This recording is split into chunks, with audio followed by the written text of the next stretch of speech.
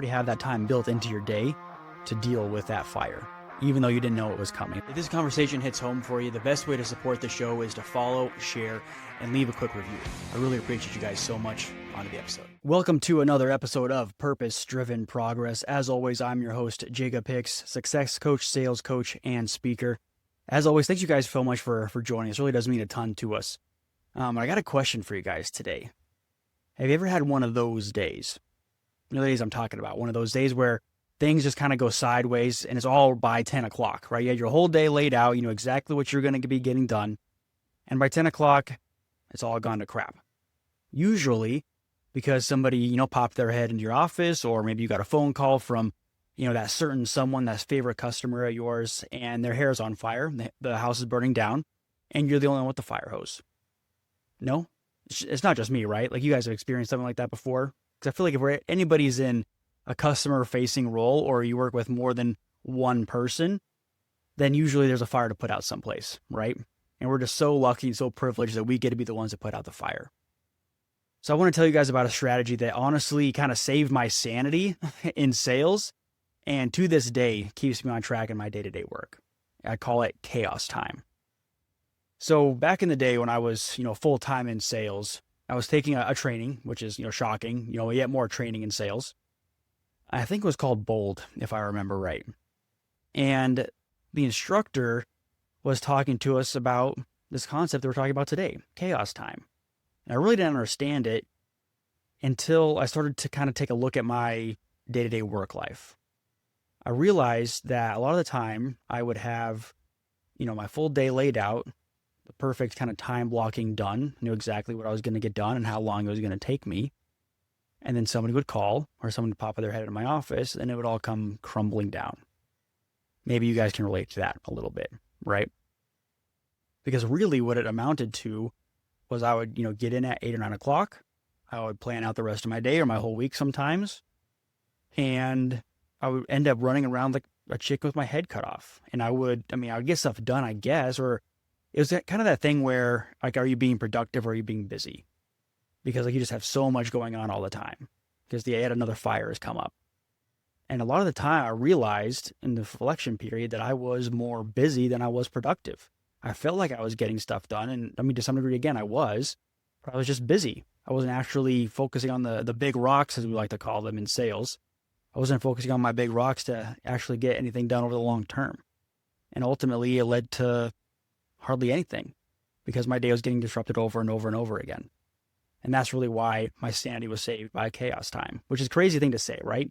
Like my sanity was saved by chaos time. And I'm sure some of you guys listening think, oh, well, all day, every day is chaos time for me. Just all the time is chaos. It's just all chaos all the time. Well, I would probably push back on you a little bit in saying that maybe we need to take a step back a little bit and see what kind of control we can exert over our time.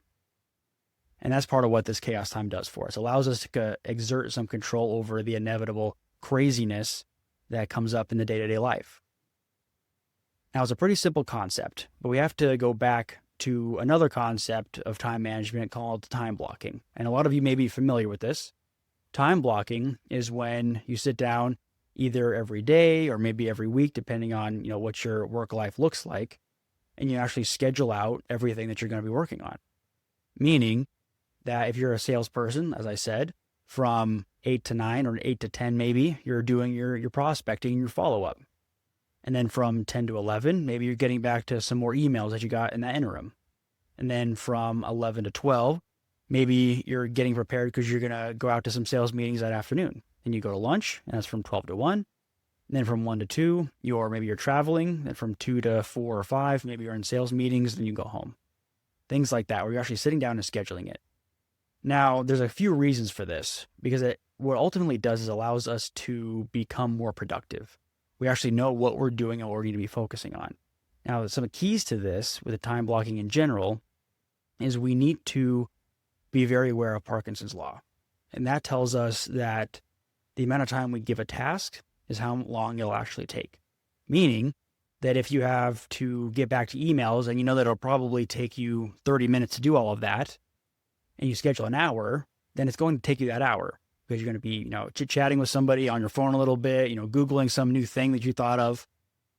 And it's going to take that time. You're going to get the task done, but not nearly as efficiently. So actually understanding how long it takes you to get things done is really key to this. Now, when it comes back to the chaos time piece of this, I mean, it's inevitable, right? Like we know that the chaos, the unexpected stuff is coming. I think it's really funny because we talk about the unexpected in life, and the only thing that we can expect is the unexpected, right? We know something crazy is going to pop off at some point. It's that last minute fire, that yet another fire is going on that John thinks only you can deal with, right? Now, chaos time is really your margin. It's your buffer to stay grounded when life inevitably throws those curveballs. So how do we use it? Well, assuming that we're doing the time blocking to some degree. Now, some folks love having that really rigid structure where from 8 to 5 o'clock, I know exactly what I'm doing. And then I go home and for an hour, I hang out with the wife and we make dinner. And then for 2 hours after that, we play with the kids and they go to bed and whatever else. Some folks really like that kind of structure. Some folks don't at all. And they really struggle with that kind of thing. And a lot of folks are more in the middle where they say like, hey, I know what meetings I have going on. I know that from, 9 to 12, I'm going to be booked solid. I'm not going to be able to, get really much of anything done. So from, 1 to 4, I'm going to, book these things in so I actually know what's going on in my day to day. Now, the reason that chaos time is so critical is because it'll actually preserve the rest of your time blocking, the rest of your schedule. So you're not like me where you're running around like a chicken with your head cut off. Now, what I always recommend folks do when they're thinking about implementing some of this chaos time is you set aside 30 to 60 minutes in your schedule every single day. You call it chaos time or fun time or wild time or, kind of whatever you want to call it. But you actually set aside that 30 to 60 minutes every single day to deal with the unexpected. So think of it as like a pressure valve, meaning John calls with yet another fire. Only you can deal with it. Only you have the fire hose. And you already have that time built into your day to deal with that fire, even though you didn't know it was coming. It's already built in. Now, some folks might be asking, well, okay, I mean, that sounds great, but what happens if nothing comes up? What if John doesn't call? And that's fine. That's just a free amount of time that you can keep working on some other things and get some other stuff done. But when that inevitable call does come and the fire needs to be put out, you have the time set aside so that by the end of the week, you don't have to have another whole extra day in order to get everything done you already had scheduled. Does that make sense? Because what it does, it allows you to, gives you the room to breathe, really. The room to breathe without sacrificing all the other priorities that we have to have in our day to day. So that's kind of the start. Set aside 30 to 60 minutes every single day for the chaos time. Now, this is kind of the basics, okay? That's where you start. And you might start to see that, okay, certain things are coming up. So first, when you're doing it initially, I want you guys to get consistent with it. So for the first week or two, set aside that time, as I mentioned before, and do it consistently. Make sure you're doing it consistently. Then once you're consistent, do what I call an audit, meaning that every single time something comes up for chaos time, John calls, Lucy calls, somebody pops their head in your office, you got to deal with something, write down that thing and start to see if there's patterns coming up. And you might start to notice, particularly if you're any kind of customer-facing person, that certain customers or certain people in the office keep popping in and saying, hey, we got these issues that we need to deal with. Start writing all those things down and start to look for those patterns. And when you start to find those patterns that, hey, John is calling me yet again, he seems to call every Tuesday. When you find those patterns like John, then you actually start to time block for John specifically. Meaning that, okay, John usually has like these kind of issues. It usually takes me an hour, 2 hours or whatever. I can time block for that. And then if John doesn't call, that's another free block of time for you. And then for those other things that come up in chaos time, those like true one-offs where you're actually just putting out that one fire the one time because, shipping missed this thing or whatever, then you actually just write that down, you get that done, and you don't have to worry about it anymore. But doing these things consistently can really save you in the long term because you're getting stuff done consistently without having to worry about yet another fire coming in and blowing up your day. So here's your homework. I want you to think about it right now. What time will you set aside for the inevitable chaos? Will it be 30 minutes? Okay, great. When is it? Is it going to be from 2 to 2:30 every single day? From 3 to 3:30 every single day? When is it? Do you have a schedule where you're traveling a lot more, you're in and out of the office quite often? Then maybe it's every other day, Monday, Wednesday, Friday from 1 to 1:30, whatever the case might be. But when is that? Then I want you to think for a second. Again, if you're a customer-facing person, if you deal with people directly like I do, then you can probably think of, off the top of your head even, 2 or 3 people, clients, coworkers, contractors, that are kind of these folks that keep life interesting. Those are the folks that their tasks might get relegated to our chaos time.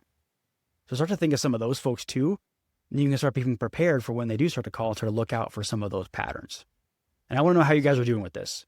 So what time are you guys going to be doing it? And if you feel a little spicy, let me know who's going to be part of that chaos time for you. And let me know in the comments. Because inevitably, chaos is coming, right? That's just reality. It's coming. So when you give a time on your calendar, when you actually set aside time on your calendar for chaos, chaos stops running your week. It starts running your day to day. So decide right now, are you going to let chaos keep happening to you? Or are you going to put your hand on the wheel and take control? As always, thanks you all for listening. It does mean a ton to me, and we will see you guys next time.